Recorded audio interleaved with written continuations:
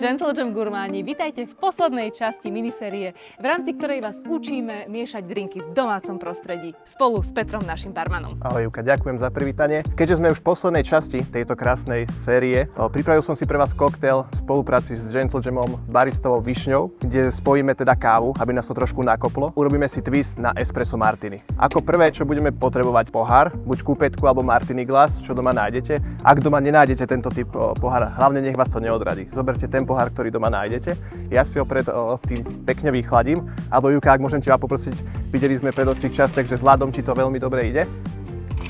Pohár si naplníme ľadom a niekde si ho odložíme, nech nám nezavadzia, nech ho teda nerozbijeme a môžeme ísť na to. Tento koktail budeme pripravovať už v shakeri. Ak nebudete mať doma takýto shaker, to vôbec nevadí.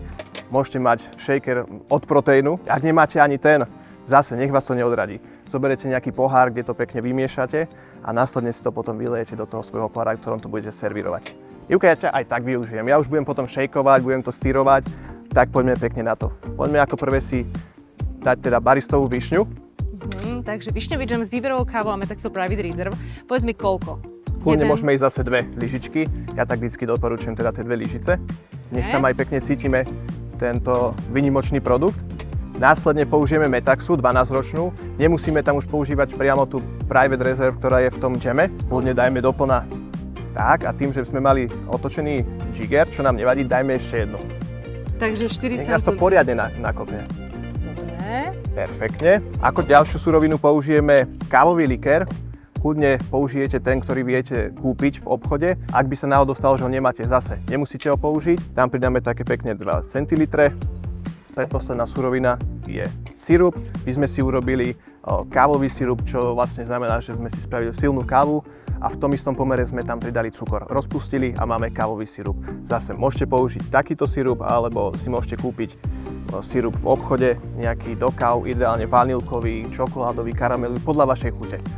Netreba vás zase, aby vás to brzdilo. A ako posledná je horúca káva, ktorú tam použijeme. Ešte ju tam nedáme, najprv dáme zase ladík do shakera. Kľudne tak do 3/4. Pridáme kávu a poriadne to prešejkujeme. Pri tomto koktaili zistíme, že už je dosť vyšejkovaný, keď nám celý ten shaker omrzne a tým pádom už vieme, že je pripravený na servírovanie. Tak, shaker máme krásne orosený. Ja, že tam ten ľad ostáva, neostáva? Nie, ten sme práve že použili len, aby sme mali vychladený pohár. A teraz si to krásne prestyrujeme. Keď budeme náhodou používať teda shaker od proteínu, môžeme použiť sitko. Ak máme sitko, čo doma nájdeme, na čaj, na ryžu. Keď to budeme styrovať alebo teda sitkovať, tak tá textúra bude o mnoho hladšia a nezostane nám tam rozbitý ten ľad.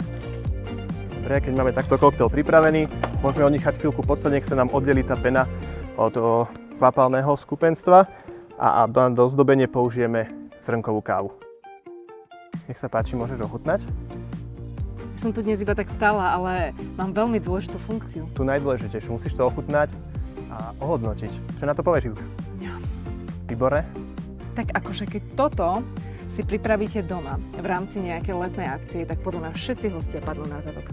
Petr, ďakujem veľmi pekne za 4 časti a 4 drinky, ktoré si nás spolu naučil. Júka, ja ti ďakujem za túto možnosť a vidíme sa napríklad aj u vás, na vašej party. Presne tak.